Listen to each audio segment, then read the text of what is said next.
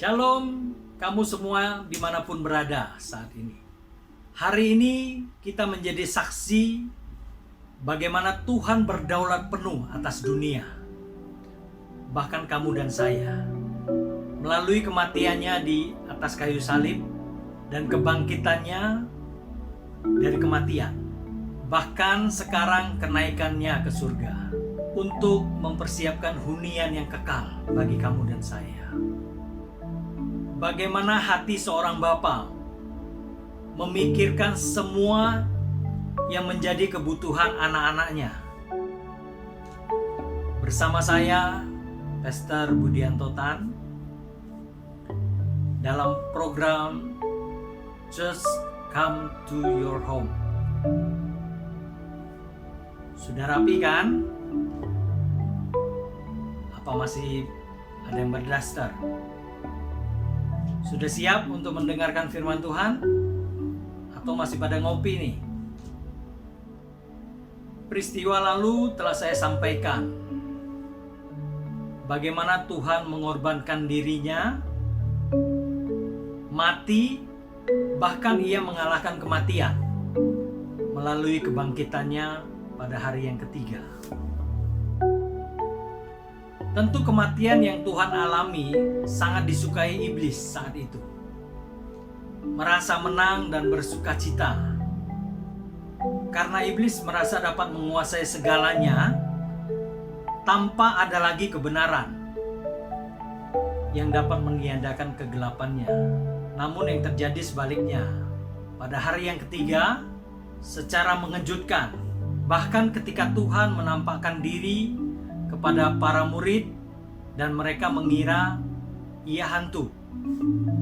Ya, Tuhan selalu punya banyak kejutan tanpa ada yang bisa mengira, bahkan memprediksi. Dan selama 40 hari setelah kebangkitan ia ada di muka bumi. Dan saat ia naik ke surga, tentu ini sudah banyak yang tahu ceritanya, baik dari sekolah minggu maupun dari khotbah-khotbah di gereja yang sering kamu dengar.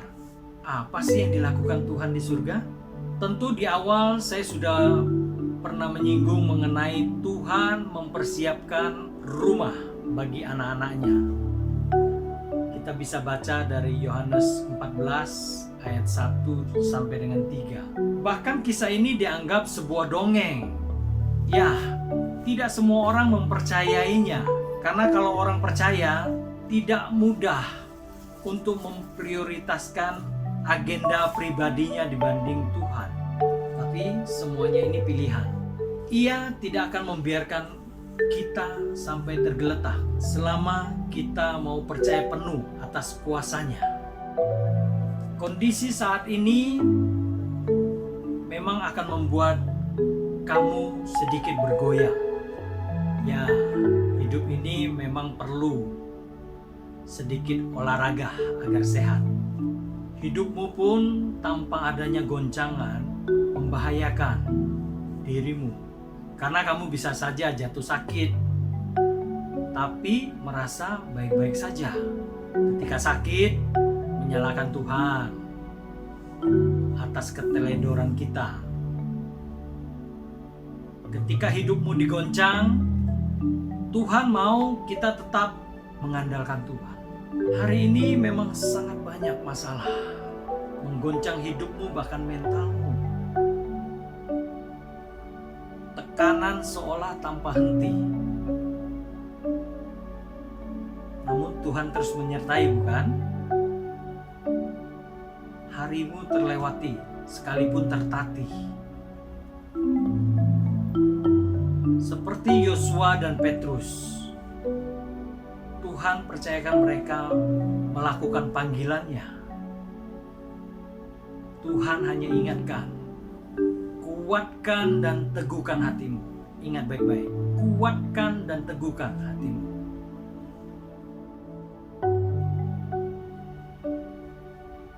Di mana Tuhan sedang mempercayakan Yosua dan Petrus melakukan bagiannya.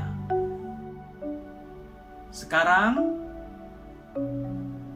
Tuhan percayakan hidupmu untuk melalui masa sulitmu. Tuhan masih percayakan kamu untuk melewatinya.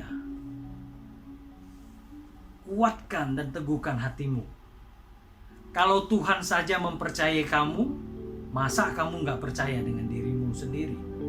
Tuhan Yesus berada di surga saat ini, bukan untuk duduk berleha-leha. Kalau kita mungkin ketika dikasih surga dunia, bawaannya petantang-petenteng. Tuhan Yesus di sana menjadi pengantara kita. Yang dimaksud di sana adalah menjadi pendoa syafaat untuk umatnya, yaitu kamu dan saya. Ia adalah pembela umatnya di hadapan Allah yang Maha Tinggi, di mana keselamatan yang sempurna telah Dia berikan kepada kita. Jika ia saja berdoa untuk umatnya, sebaliknya kamu harus meneruskan doa itu untuk orang lain, untuk bangsa di mana kamu berada, untuk kota di mana kamu berpijak. Tidakkah kamu rindu keluargamu dan bangsamu diselamatkan? Hidup bukan hanya untuk memikirkan diri sendiri. Ketika kamu memikirkan orang lain, Tuhan yang akan memperhatikan kamu lebih dari apa yang kamu tahu. Kamu tidak sendiri. Berdoalah senantiasa supaya kehendak Tuhan yang jadi. Tuhan naik ke surga bukan untuk main monopoli, tapi Tuhan peduli untuk kuasanya yang dicurahkan kepadamu. Karena kitalah yang dianugerahi untuk menjadi saksi-saksi Tuhan Yesus. Kuasa yang kamu terima itu luar biasa. Sekalipun kamu terlihat biasa saja. Bahkan Tuhan berkata, jadilah saksiku di Yerusalem, Yudea, Samaria, sampai ke ujung bumi. Yang artinya adalah, jadilah saksiku di keluargamu dan rumah tanggamu, saudara seiman, juga bagi mereka yang belum percaya. Dengan menghidupi firman dan mempraktekkan kuasa Tuhan yang sudah Tuhan berikan kepadamu. Ketika Tuhan datang kembali, apa yang sudah kita perbuat?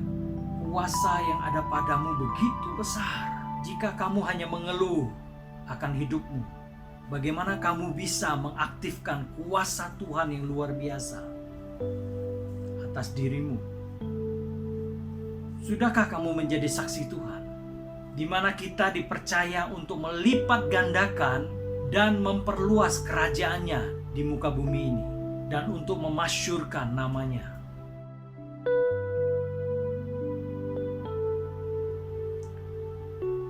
Sudahkah dalam pelayananmu yang Tuhan berikan atau yang menjadi panggilanmu dilakukan dengan maksimal, atau hanya menjadi ajang suka-sukamu saja? Kenaikan Tuhan Yesus menjadi sejarah lahirnya gereja sebagai alat kesaksian. Sudahkah kamu sebagai gereja Tuhan meneruskannya? Roh Kudus sudah diberikan kepada setiap kamu. Menjadi saksi Kristus bukan hanya muridnya saat itu. Masihkah kita mau terus beralasan?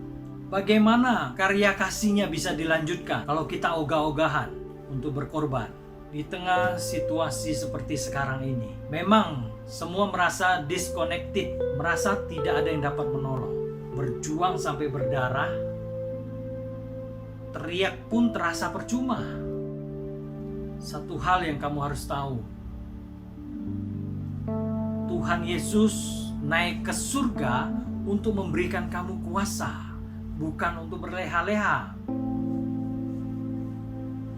Gunakan itu sebagai senjatamu, agar kuasa Tuhan bekerja secara luar biasa,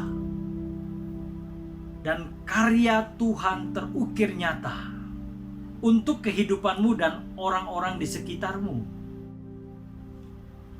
Tuhan akan memampukan kamu untuk melewati kondisi sekarang ini. Jangan egois, hanya berpikir untuk diri sendiri. Tuhan saja mengorbankan diri bukan untuk dirinya, melainkan untuk kamu dan saya. Penuhi panggilanmu dengan penuh tanggung jawab, bukan dengan penuh alasan, agar kuasa yang Tuhan berikan tidak percuma, sehingga kesaksianmu dapat memegahkan nama Tuhan Yesus Kristus. Mari tetap berdoa. Hati Tuhan selalu ada untuk kamu. Mari tetap menjadi saksi Tuhan, agar kuasa yang diberikan dapat menyentuh setiap hati manusia. Ketika Tuhan datang kembali, kamu tak lagi merasa gelisah, tetapi bersukacita. Tuhan Yesus memberkati.